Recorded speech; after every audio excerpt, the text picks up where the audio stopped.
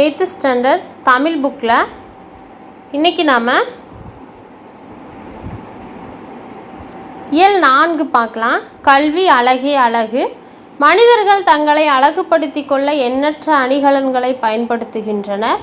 அவை தங்கம், வெள்ளி போன்ற விலை மதிப்புமிக்க உலோகங்களால் செய்யப்பட்டவையாக இருக்குன்னு சொல்கிறாங்க. ஆனால் மனிதனுக்கு அழகையும் உயர்வையும் தரக்கூடிய உண்மையான அணிகலன் எது என்பதை கூறும் அப்படின்னு கூறுற நூல் எதுனா நீதிநெறி விளக்கம்தான்.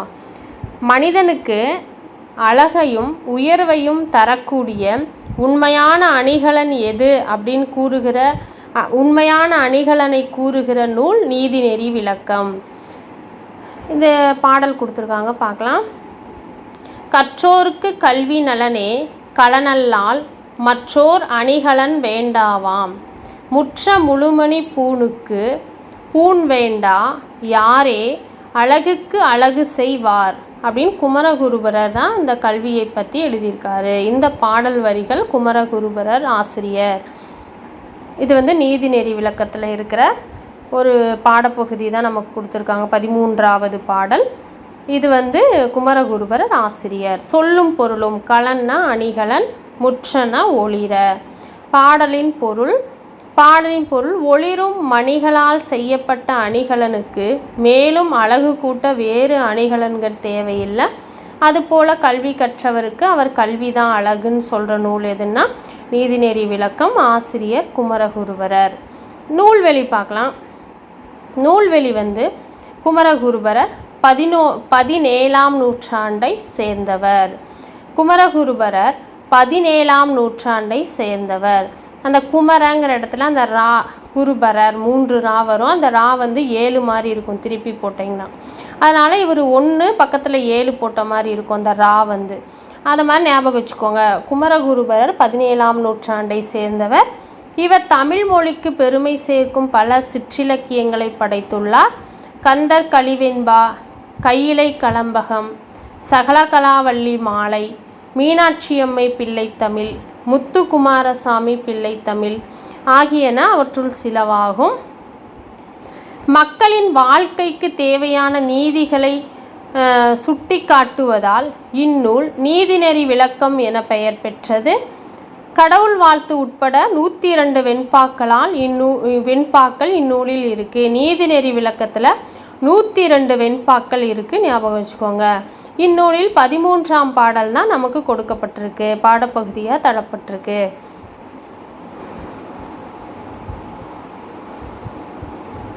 நெக்ஸ்ட்டு கவிதை பேழை புத்தியை தீட்டு. நுழையும் முன்னே தேர்வின் அடிப்படையில் எந்த ஒரு இம்பார்ட்டன்ட் இல்லைன்னு நினைக்கிறேன். வெற்றியே நமக்கு பெருமை தரும் விளக்கும் பாடல், வெற்றிக்குண்டான பாடல் தான் இதுன்னு சொல்லி நுழையும் முன்னில் கொடுத்துருக்காங்க. ஆலங்குடி சோமு அவர்கள் தான் ஆசிரியர். கத்தியை தீட்டாதே உந்தன் புத்தியை தீட்டு. இந்த பாடல் வரிகளில் ஆசிரியர் ஆலங்குடி சோமு.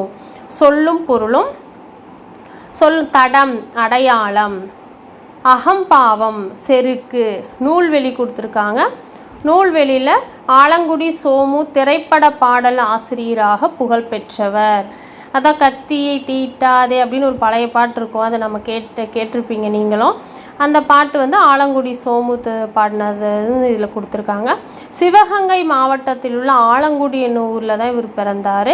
தமிழ்நாடு அரசின் கலைமாமணி விருது பெற்றவர் யாருன்னா ஆலங்குடி சோமு இவர் தான். இவரது திரை இசை பாடல் ஒன்று தான் இங்கு தரப்பட்டுள்ளதுன்னு சொல்கிறாங்க. நெக்ஸ்ட்டு உரைநடை உலகத்தில் பல்துறை கல்வி. கேடில் விழுச்செல்வம் கல்வி. மனிதன் விலங்கிலிருந்து மாறுபட்டு உயர்ந்து நிற்கிறான். அதை சீர்திருத்த செல்வத்திலும் கல்வி பெரும் பங்கு வகிக்குது. அறிவியலை வளர்க்கவும் நாட்டுப்பற்றை ஊட்டிடவும் சான்றோர் பலர் பெரிதும் முயன்றன. அவ்வகையில் திருவிக்காவின் கல்வி சீர்திருத்த சிந்தனைகள் தான் இது கீழே கொடுத்துருக்கிறது. அதுதான் நுழையும் முன்னில் இந்த பாக்ஸில் கொடுத்துருக்காங்க. இதில் நம்ம தாய்மொழி கல்வியிலேருந்து பார்க்கலாம். இந்த பாக்ஸில் கல்வி தெரிந்து தெளிவோம். கல்வி என்பது வருவாய் தேடும் வழிமுறை அன்று, அது மெய்மையையும் தேடவும் அறநெறியை பயிலவும் மனித ஆன்மாவுக்கு பயிற்சி அளிக்கும் ஒரு நெறிமுறை ஆகும் அப்படின்னு சொன்னவங்க யார் கல்வியை பற்றி அப்படின்னா விஜயலட்சுமி பண்டித்து தான் இந்த கூற்றை சொல்லியிருக்காங்க கல்வியை பற்றி. கல்விங்கிறது ஒரு வருவாய் தேடும் வழிமுறை மட்டும் இல்லை, அது மெய்மையை தேடவும் அறநெறியை பயிலவும் மனித ஆன்மாவுக்கு பயிற்சி அளிக்கும் ஒரு நெறிமுறை தான் கல்வின்னு சொன்னவங்க யாருன்னா விஜயலட்சுமி பண்டித், ஐநாவையின் முதல் பெண் தலைவர். ஐநாவையின் முதல் பெண் தலைவர் யாருன்னா விஜயலட்சுமி பண்டித். இது இம்பார்ட்டன்ட். நெக்ஸ்ட்டு தாய்மொழி வழிக்கல்வி. நாம் தமிழ் மக்கள், நம்ம தாய்மொழி வாயிலாக தான் கல்வி பெற்றாலே சிறப்பு தான் சொல்லி கொடுத்துருக்காங்க. தாய்நாடு என்னும் பெயர் தாய்மொழிக்கென்றே பிறப்பது. தமிழ் வழி கல்வி கொடுத்துருக்காங்க. இந்த பாக்ஸ் ஒன் டைம் ரீட் பண்ணிக்கலாம். தமிழிலேயே கல்வி போதிக்க தமிழில் போதிய கலைகள் இல்லையே, சிறப்பான அறிவியல் கலைகள் இல்லையே என்று சிலர் கூக்குரலிடுறாங்க. ஆனால் எல்லாமே இதில் இருக்குது. முறையிலும் அளவிலும் பழம்பாட்டை நிறுத்தி அக்கலைகளை தமிழில் பெயர்ப்பு எழுதி தாய்மொழிக்கு ஆக்க தேடுவோம் என்று புதுப்பாட்டை பாடுமாறு சகோதரர் அப்படின்னு சொல்லி இதில் கொடுத்துருக்காங்க. காப்பிய காலம். இதில் தான் நம்ம எக்ஸாமுக்கு தேவையான சில பாயிண்டெல்லாம் இந்த காப்பிய கல்வியில் இருக்குது. வாழ்வுக்குரிய இன்பத்துறைகளுள் காவிய இன்பமும் ஒன்று. வாழ்வுக்குரிய இன்பத்துறைகள் இருக்குல்ல, அதில் காவிய இன்பமும் ஒன்றுன்னு சொல்கிறாங்க. இது இம்பார்ட்டன்ட். அதை தலையாயது என்றும் கூறலாம். காவிய இன்பம் தான் ஃபஸ்ட்டுன்னு சொல்கிறாங்க. நாம் தமிழர்கள், நாம் பாட்டின்பத்தை நுகர வேண்டுமேல் நாம் எங்கு செல்லல் வேண்டும்? தமிழ் இலக்கியங்களிடையே அன்றோ? தமிழில் இலக்கியங்கள் பல இருக்கின்றன. இயற்கை ஓவியம் அப்படின்னு சொல்கிற நூல் எதுனா 10 பாட்டு. இயற்கையாக ஓவியம் வரையணும்னா 10 ரூபா கொடுத்தா போதும் அப்படின்னு சொல்லி ஞாபகம் வச்சுக்கோங்க. சின்னதாக ஷார்ட்கட்டு. இயற்கை இன்பக்களம் களித்தொகை. இயற்கையில் நம்ம இன்பமாக வாழணும். களம் அப்படின்னா களி அப்படின்னு, இன்பமாக வாழணும்னா களி சாப்பிடணும் அப்படின்னு கூட ஞாபகம் வச்சுக்கலாம். இல்லை களம் களி அப்படின்னு கூட ஷார்ட்கட்டாக ஞாபகம் வச்சுக்கோங்க. இயற்கை வாழ்வியல். வாழ்வியல் அப்படின்னாவே நமக்கு திருக்குறள் தான் ஞாபகம் வரும். அதனால் திருக்குறள் ஈஸியாக ஞாபகம் வந்துடும். இயற்கை இன்ப வாழ்வு நிலையங்கள். சிலப்பதிகாரமும் மணிமேகலையும். நிலையங்கள் அப்படின்னாவே மணி இருக்கிற சிலம்பு வாங்க போவோம். நிலையங்களில் தான் ஒரு இடத்துல ஒரு ஷாப்பில் போய் தான் நம்ம சிலம்பு இருக்கிற மணிகள் இருக்கிற சிலம்பு வாங்குவோம். அதனால் இயற்கை இன்ப வாழ்வு நிலையங்கள் அப்படின்னு வந்தாவே சிலம்பு, மணி இருக்கிற சிலம்பு அப்படின்னு சிலப்பதிகாரமும் மணிமேகலையும் ஷார்ட்கட்டாக ஞாபகம் வச்சுக்கோங்க. இயற்கை தவம். சிந்தாமணி எப்பயுமே தவம் பண்ணிகிட்டே இருப்பாங்க. இயற்கைக்கிட்ட எப்பயும் தவம் பண்ணுவாங்க. சிந்தாமணின்னு ஞாபகம் வச்சுக்கோங்க. இயற்கை பரிணாமம். கம்பராமாயணம். பரி அப்படிங்கிறதுல அந்த ரா வந்திருக்கும். அதுவும் கம்பராமாயணமும் ஓரளவுக்கு அந்த ரீயும் ராவும் மேட்ச் ஆகும். அதை வச்சு லிங்க் வச்சுக்கோங்க. நான் இப்படி தான் ஞாபகம் வச்சுருந்தேன். அந்த ஷார்ட்கட் தான் உங்களுக்கு சொல்கிறேன். பிரியா இருந்தால் இந்த ஷார்ட்கட் வச்சுக்கோங்க. இல்லைன்னா உங்களுக்கு தெரிஞ்ச ஷார்ட்கட்டை எனக்கு கமெண்ட் பாக்ஸில் கமெண்ட் பண்ணுங்கள். இயற்கை அன்பு பெரிய புராணம். இயற்கை இறையருள் தேவார. இயற்கை அன்புனாவே பெருசாக இருக்கும். அன்பு தான் எல்லாத்த விட பெருசு. அதனால் இயற்கை அன்புனா பெரிய புராணம் ஷார்ட்கட் வச்சுக்கோங்க. இயற்கை இறையருள். தேவார திருவாசக திருவாய்மொழிகள். இறை அருள் அப்படின்னாவே தேவாரம் திருவாசகம்னு சொல்லி அது ஞாபகம் வந்துடும். இதெல்லாம் நீங்கள் ஷார்ட்கட்டாக வச்சுருக்கும் போது இது இயற்கை இறையருள் தேவார திருவாசக திருவாய்மொழிகளும் ஞாபகம் வந்துடும். வீவர்ஸ், போன 2 நாளைக்கு முன்னாடி முக்கிய ஆண்டுகள்னு ஒரு வீடியோ கொடுத்துருந்தேன். அந்த வீடியோவில் சில இடத்துல நான் இந்திய மொழியின் அடிப்படையில் பிரித்த ஆண்டு 1956. அதை தான் நான் ஜேவிபி கமிஷன் தொடங்கப்பட்ட ஆண்டுக்கு கொடுத்துட்டேன். சாரி வீவர்ஸ், அப்போ ஏதோ ஒரு கவனக்குறைவு தான், என்னுடைய கவனக்குறைவு தான். அதுக்கு நான் மன்னிப்பு கேட்டுக்கிறேன். மறுபடியும் இப்படி வராமல் நான் பார்த்துக்கிறேன். அப்படி என்னுடைய வீடியோவில் ஏதாவது சின்ன தவறுகள் இப்படி இருந்தாலும் ஒரு வியூவர்ஸ் எனக்கு கமெண்ட் பாக்ஸில் கமெண்ட் பண்ணியிருந்தார். அது அவருக்கு நான் ரொம்ப நன்றி சொல்கிறேன். நீங்கள் ஏதாவது நீங்கள் இந்த மாதிரி சொல்லணும்னு நினச்சாலும் கமெண்ட் பண்ணுங்கள். அதுக்காகவும் நான் நன்றி செலுத்துகிறேன். அடுத்தது இயற்கை கல்வி. இயற்கை கல்வி ஒரு டைம் ரீட் பண்ணிக்கோங்க. இதில்னா இளங்கோ, திருத்தக்க தேவர், திருஞான சம்பந்தர், ஆண்டாள், சேக்கிலார், கம்பர், பரஞ்சோதி முதலியோர் இயற்கை கோலத்தை எவ்வாறு எழுதினாங்கன்னு இயக்கியிருக்கின்றனர் என்று ஆராயுங்கள்னு சொல்லி இதில் கொடுத்துருக்காங்க. அப்புறம் இசைக்கல்வி, இசைக்கல்வியில் தெரிந்து தெளிவோம். ஏடன்று கல்வி சிலர் எழுதும் பேசும் இயலன்று கல்வி பலர் கெட்டாதென்னும் வீடன்று கல்வி ஒரு தேர்வு தந்த விளைவன்று கல்வி அது வளர்ச்சி வாயில் அப்படின்னு சொன்னது குலோத்துங்கன். இது நல்லா நோட் பண்ணிக்கோங்க. நெக்ஸ்ட் நாடக கல்வி,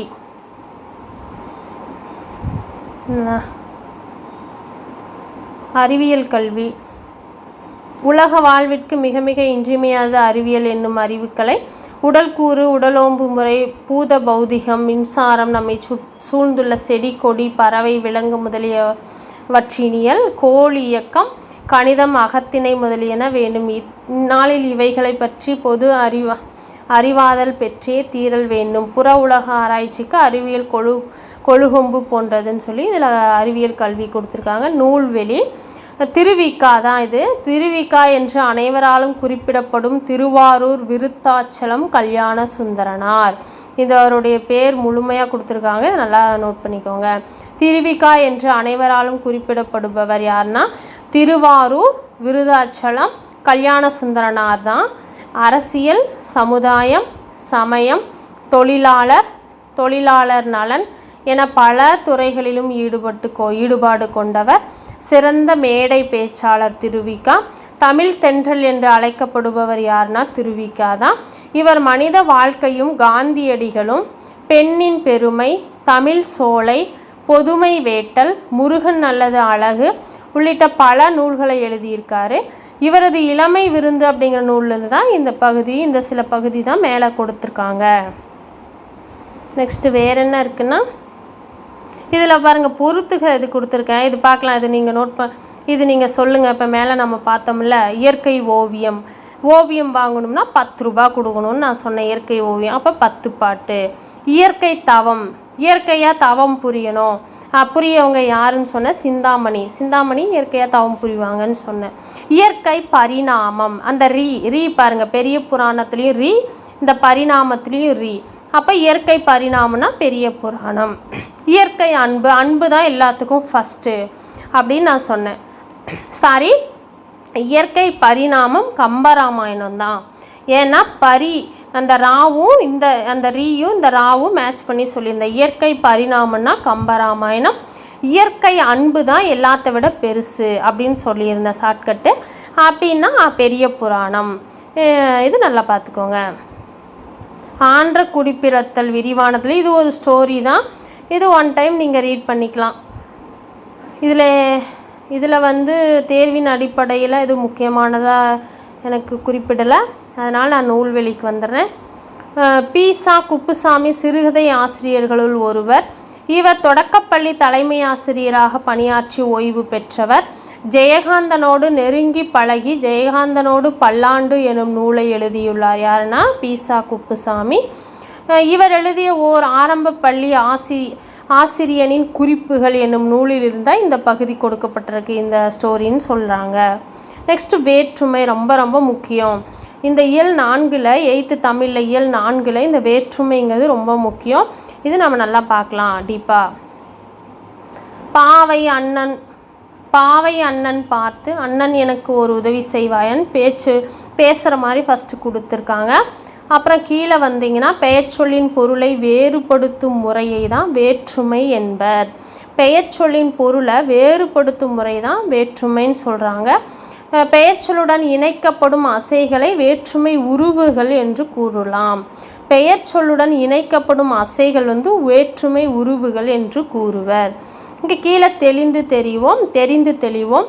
சில இடங்களில் உருவுகளுக்கு பதிலாக முழு சொற்களே வேற்றுமை உருவாக வருவதும் உண்டு. அவற்றை சொல்லுருவுகள் என்பர். ஓவியர் தூரிகையால் ஓவியம் தீட்டினார். இதில் ஆள் என்பது வேற்றுமை உருவாக வந்துள்ளது. தூரிகையால் அப்படின்னு எண்டில் ஆள்னு வருது, அதனால் அது வேற்றுமை உருவுன்னு சொல்கிறாங்க. ஓவியர் தூரிகை கொண்டு ஓவியம் தீட்டினார். இதில் கொண்டு என்பது சொல்லுருவாக வந்திருக்கு, அப்போ அதுவும் வேற்றுமை உருவுன்னு சொல்கிறாங்க. இது நல்லா பார்த்துக்கோங்க.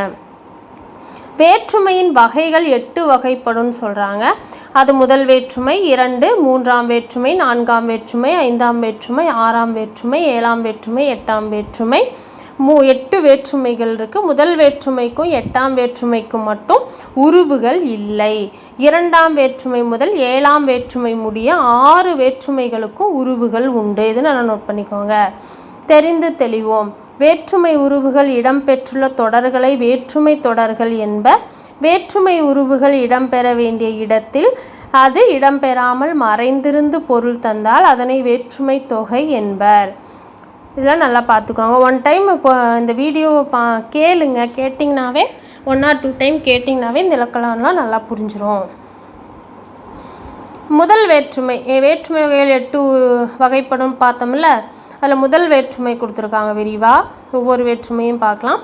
பெரும்பாலான சொற்றொடர்களில் எழுவாய், செயல்படு பொருள், பயனிலை ஆகிய 3 உறுப்புகள் இடம்பெற்றிருக்கும்.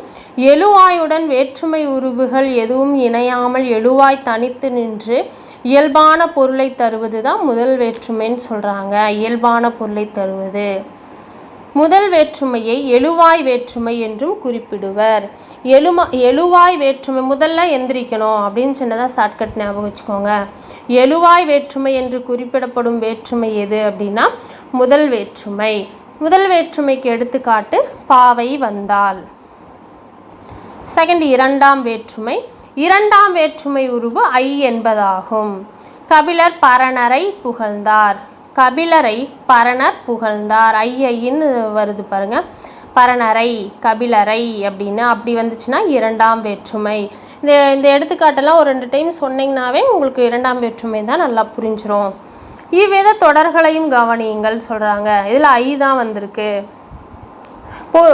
பெயரை செயல்படு பொருளாக வேறுபடுத்தி காட்டுவதால் இது 2ஆம் வேற்றுமை செயல்படு வேற்றுமை என்றும் கூறுவர். 2ஆம் வேற்றுமை பாருங்க செயல்படு வேற்றுமை என்றும் கூறுவர். அப்போ 2ஆம் வேற்றுமைக்கு இன்னொரு பெயர் எதுனா செயல்படு வேற்றுமை. அப்புறம் கீழே 2ஆம் வேற்றுமை ஆக்கல், அழித்தல், அடைதல், நீத்தல், ஒத்தல், உடைமை ஆகிய 6 வகையான பொருள்களில் வருது 2ஆம் வேற்றுமை. ஆக்கல்னா கரிகாலன் கழனியை காட்டினான், ஒரு பொருளை ஆக்கிறது. அழிக்கிறது, பெரியார் மூட நம்பிக்கையை ஒழித்தார். அடைதல், கோவலன் மதுரையை அடைந்தான். நீத்தல், காமராசர் பதவியை துறந்தார். ஒத்தல், தமிழ் நமக்கு உயிரை போன்றது. உடைமை, வள்ளுவர் பெரும் புகழை உடையவர். இதெல்லாம் தான் இந்த 6 வகையான பொருள்களில் வர்றது தான் 2ஆம் வேற்றுமை. இது நல்லா ஞாபகம் வச்சுக்கோங்க. நெக்ஸ்ட் 3ஆம் வேற்றுமை பார்க்கலாம். ஆலன், ஓடு, ஒடு, ஓடு ஆகிய 4 3ஆம் வேற்றுமை உரிய உருபுகள் ஆகும். 3ஆம் வேற்றுமையுடைய உரிய உருபுகள் எது? ஆல், ஆண், ஒடு, ஓடு. இவற்றுள் ஆல், ஆண் ஆகியவை கருவிப்பொருள், கருத்தா பொருள் ஆகிய 2 வகையான பொருள்களில் வரும்னு சொல்கிறாங்க. கருவி பொருள் முதற் கருவி, துணைக்கருவி என 2 வகைப்படும். இப்போ கருவி பொருள், கருத்தா பொருள் அப்படிங்கிற 2 வகையில் 3ஆம் வேற்றுமை வரும். அதில் கருவி பொருள் முதற்கருவி, துணைக்கருவி என 2 வகைப்படும் சொல்கிறாங்க. கருவியே செயல்படும் பொருளாக மாறுவது தான் முதற்கருவி. மரத்தால் சிலை செய்தான், கருவி ஏங்க பொருளாக மாறிடுச்சு. ஒன்றை செய்வதற்கு துணையாக இருப்பது துணைக்கருவி. அதுக்கு எடுத்துக்காட்டு என்னென்னா உளியால் சிலை செய்தான். நெக்ஸ்ட்டு கருத்தா பொருள், ஏவுதல் கருத்தா, இயற்றுதல் கருத்தா என 2 வகைப்படும்.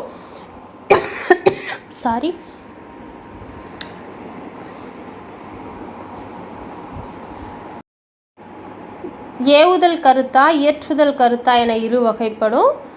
பிறரை செய்ய வைப்பது ஏவுதல் கருத்தா. கரிகாலனால் கல்லணை கட்டப்பட்டது, இதுதான் ஏவுதல் கருத்தாக்கு எடுத்துக்காட்டு. தானே செய்வது இயற்றுதல் கருத்தா, இயற்றுதல் தான் கருத்தா. சேக்கிலாரால் பெரிய புராணம் இயற்றப்பட்டது. ஆண் என்னும் உருவு பெரும்பாலும் செய்யுள் வழக்கில் இடம்பெறும். எடுத்துக்காட்டு புறத்தூய்மை நீரான் அமையும். ஒடு, ஓடு ஆகிய 3ஆம் வேற்றுமை உருவுகள் உடனிகழ்ச்சி பொருளில் வருது. எடுத்துக்காட்டு தாயோடு குழந்தை சென்றது தான். அமைச்சரோடு அலுவலர்கள் சென்றனர். அதாவது ஓடுனாங்க, அவங்களோட இவங்க ஓடுனாங்க, இவங்களோட சென்றது தான். நான் ஷார்ட்கட்டாக ஞாபகம் வச்சுக்கிறதுக்காக அப்படி சொல்கிறேன். தாயோடு குழந்தை ஓடுச்சு, அமைச்சரோடு அலுவலர்கள் ஓடினாங்க அப்படின்னு சின்னதாக ஷார்ட்கட்டாக ஞாபகம் வச்சுக்கோங்க. உங்களுக்கு பிரியன்னா ஷார்ட்கட்டாக ஞாபகம் வச்சுக்கோங்க. தாயோடு குழந்தை சென்றது, அமைச்சரோடு அலுவலர்கள் சென்றனர், இது எடுத்துக்காட்டு. ஒடு, ஓடு வந்தால் மூன்றாம் வேற்றுமை உருபு. நான்காம் வேற்றுமை உருபு. நான்காம் வேற்றுமை கூ என்பது தான்.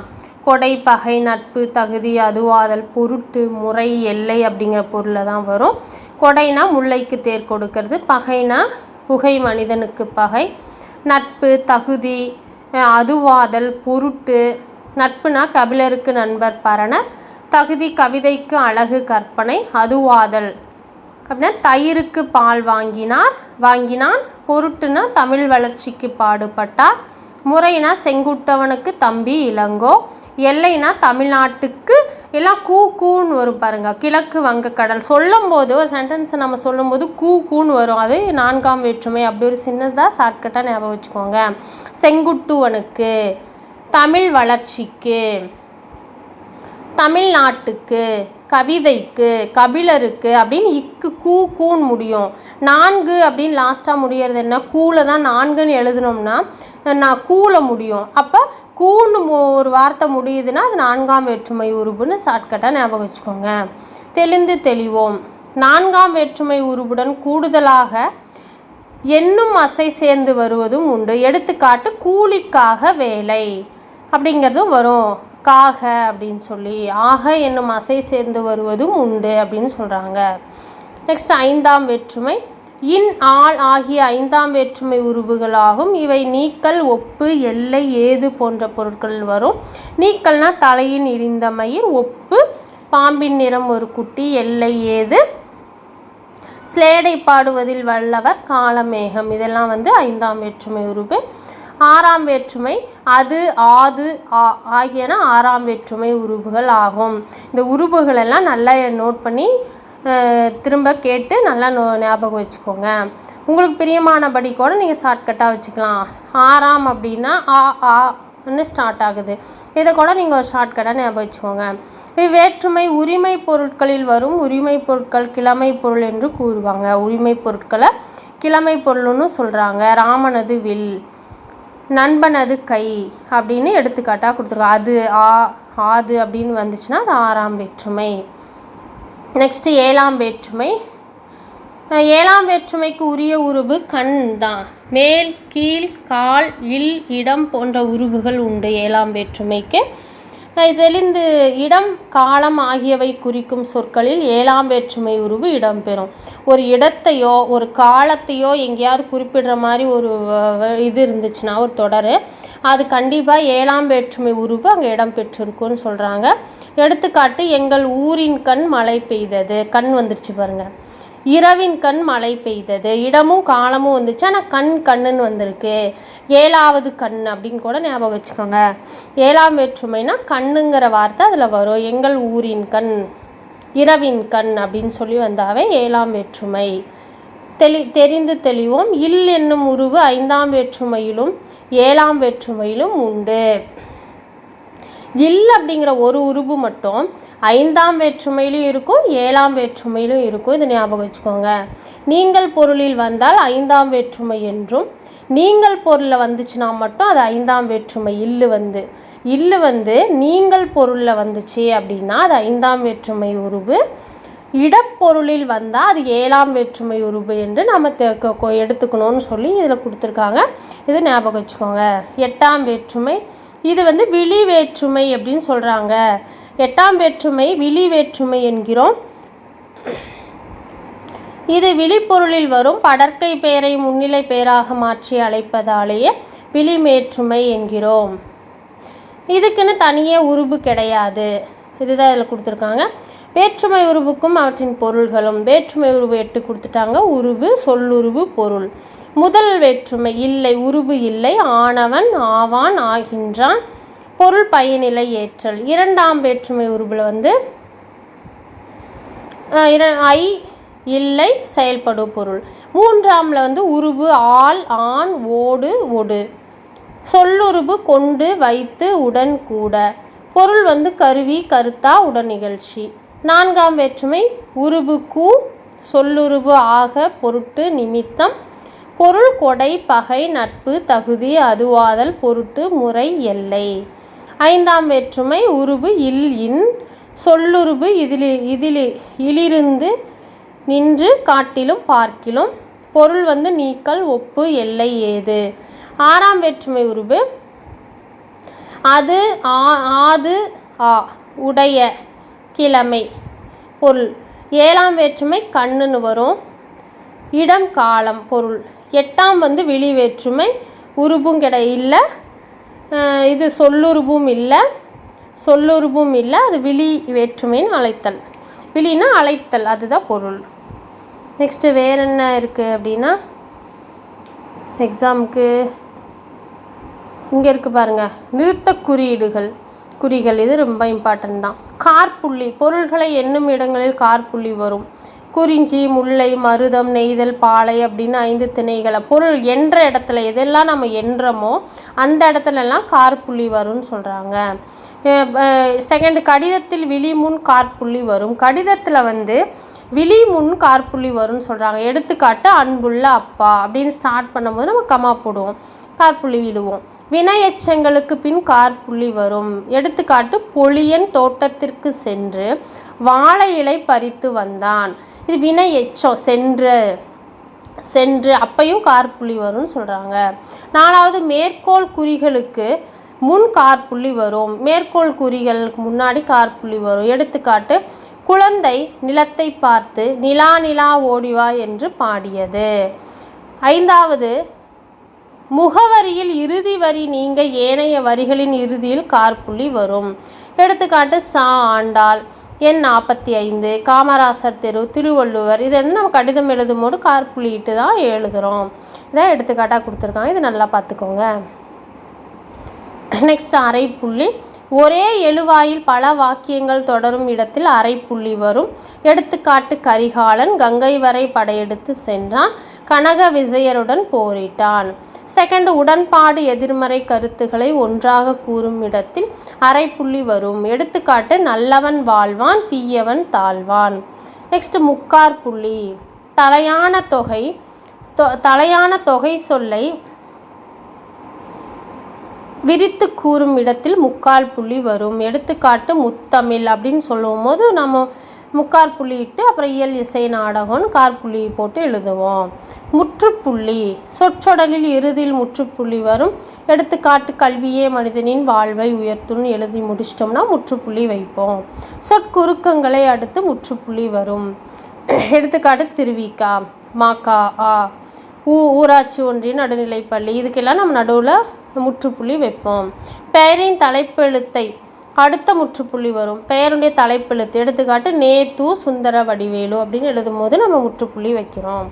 நெக்ஸ்ட் வினாக்குறி, வினா பொருளை உணர்த்தும் வாக்கியத்தின் இறுதியில் வினாக்குறி இட வேண்டும். எடுத்துக்காட்டு சேக்கிலார் எழுதிய நூல் எது, இது நமக்கு தெரியும். வியப்புக்குறி, மகிழ்ச்சி, வியப்பு, அச்சம், அவலம், இரக்கம் முதலான உணர்ச்சியை வெளிப்படுத்தும் இடங்களில் வியப்பு குறியிட வேணும். எடுத்துக்காட்டு தமிழின் இனிமைதான் என்னே வியப்பு, பாம்பு அச்சம், அந்தோ இயற்கை அழிகிறதே அவலம். இதெல்லாம் பாருங்கள் வியப்பு குறியிட்டு நம்ம எழுதுகிறோன்னு சொல்கிறாங்க.